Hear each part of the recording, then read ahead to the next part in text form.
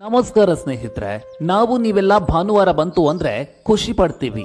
ಆದ್ರೆ ನಾವು ಭಾನುವಾರದ ರಜೆಯ ಖುಷಿಯನ್ನ ಅನುಭವಿಸ್ತಾ ಇದ್ದೀವಿ ಅಂದ್ರೆ ಅದಕ್ಕೆ ಕಾರಣ ಒಬ್ಬ ವ್ಯಕ್ತಿಯ ಹೋರಾಟ. ಹಾಗಾದ್ರೆ ಅವರು ಯಾರು? ಅವರಿಂದ ಭಾನುವಾರ ಹೇಗೆ ರಜಾ ದಿನವಾಯಿತು? ಬನ್ನಿ ಇವತ್ತಿನ ಸಂಚಿಕೆಯಲ್ಲಿ ತಿಳಿದುಕೊಂಡು ಬರೋಣ. ಸ್ನೇಹಿತರೆ, ಅದು ಬ್ರಿಟಿಷರು ನಮ್ಮನ್ನ ಆಳ್ತಾ ಇದ್ದಂತಹ ಕಾಲ. ಭಾರತೀಯರನ್ನ ಅವರು ಅತ್ಯಂತ ಹೀನಾಯವಾಗಿ ನಡೆಸಿಕೊಳ್ತಾ ಇದ್ರು. ಕಾರ್ಖಾನೆಗಳಲ್ಲಿ ಭಾರತೀಯರು ಹಗಲು ರಾತ್ರಿ ಎನ್ನದೇ ಕಷ್ಟಪಟ್ಟು ದುಡಿಯಬೇಕಾಗಿತ್ತು.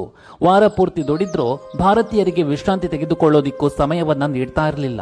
ಆದ್ರೆ ಬ್ರಿಟಿಷರು ಮಾತ್ರ ಭಾನುವಾರ ಬಂತು ಅಂದ್ರೆ ಸಾಕು, ಆರಾಮವಾಗಿ ವಿಶ್ರಾಂತಿಯನ್ನ ತೆಗೆದುಕೊಳ್ತಾ ಇದ್ರು.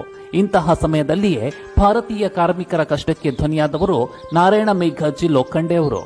ಮಹಾರಾಷ್ಟ್ರದ ಥಾಣೆಯಲ್ಲಿ ಜನಿಸಿದಂತಹ ಇವರು ಮುಂದೆ ತಮ್ಮ ವಿದ್ಯಾಭ್ಯಾಸವನ್ನ ಪೂರೈಸಿದ ನಂತರ ಬಾಂಬೆಯಲ್ಲಿ ಬ್ರಿಟಿಷರು ನಡೆಸ್ತಾ ಇದ್ದಂತಹ ಟೆಕ್ಸ್ಟೈಲ್ ಮಿಲ್ ನಲ್ಲಿ ಸ್ಟೋರ್ ಕೀಪರ್ ಆಗಿ ಕೆಲಸ ಮಾಡೋಕೆ ಪ್ರಾರಂಭ ಮಾಡ್ತಾರೆ. ಅಲ್ಲಿ ಭಾರತದ ಕಾರ್ಮಿಕರಿಗೆ ನೀಡ್ತಾ ಇದ್ದಂತಹ ಕಷ್ಟವನ್ನ ನೋಡಿ ಅವರಿಗೆ ತುಂಬಾನೇ ಬೇಜಾರಾಗತ್ತೆ. ಬ್ರಿಟಿಷರ ನಡೆಯನ್ನ ವಿರೋಧಿಸಿ ಪತ್ರಿಕೆಗಳಲ್ಲಿ ಲೇಖನಗಳನ್ನ ಬರೀತಾರೆ. ಆದ್ರೆ ಬ್ರಿಟಿಷರು ಅದಕ್ಕೆ ತಲೆ ಕೆಡಿಸಿಕೊಳ್ಳೋದೇ ಇಲ್ಲ. ಬ್ರಿಟಿಷ್ ಅಧಿಕಾರಿಗಳ ಬಳಿ ಭಾರತದ ಕಾರ್ಮಿಕರು ರಜೆ ಕೊಡಿ ಅಂತ ಮನವಿಯನ್ನ ಮಾಡ್ತಾರೆ. ಆದ್ರೆ ಲೋಖಂಡೆ ಅವರ ಯಾವ ಮಾತಿಗೂ ಬ್ರಿಟಿಷರು ಬಗ್ಗೋದಿಲ್ಲ. ಆಗ ಲೋಖಂಡೆ ಅವರು ಬ್ರಿಟಿಷರ ವಿರುದ್ಧ ಸಿಡಿದೆದ್ದು ಬಾಂಬೆ ಮಿಲ್ಸ್ ಹ್ಯಾಂಡ್ ಅಸೋಸಿಯೇಷನ್ ಎಂಬ ಸಂಘಟನೆಯನ್ನ ಹುಟ್ಟುಹಾಕಿ ಬ್ರಿಟಿಷರಿಗೆ ಬುದ್ಧಿಯನ್ನ ಕಲಿಸೋಕೆ ಮುಂದಾಗ್ತಾರೆ. ಕಾರ್ಮಿಕರಿಗೆ ರಜೆ ಕೊಡಿಸೋದಕ್ಕಾಗಿ ಹೋರಾಟಗಳನ್ನ ಮಾಡ್ತಾರೆ.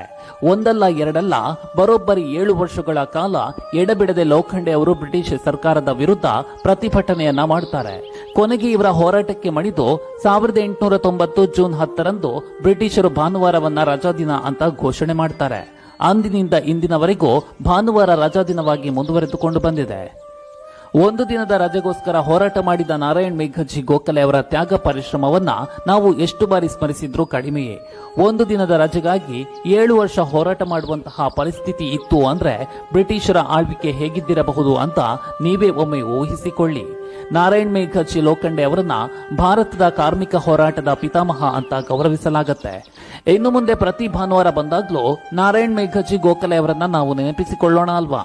ಈ ಮಾಹಿತಿ ನಿಮ್ಗೆ ಇಷ್ಟವಾಗಿದ್ರೆ ಲೈಕ್ ಮಾಡಿ ಹಾಗೂ ಶೇರ್ ಮಾಡಿ. ಧನ್ಯವಾದಗಳು.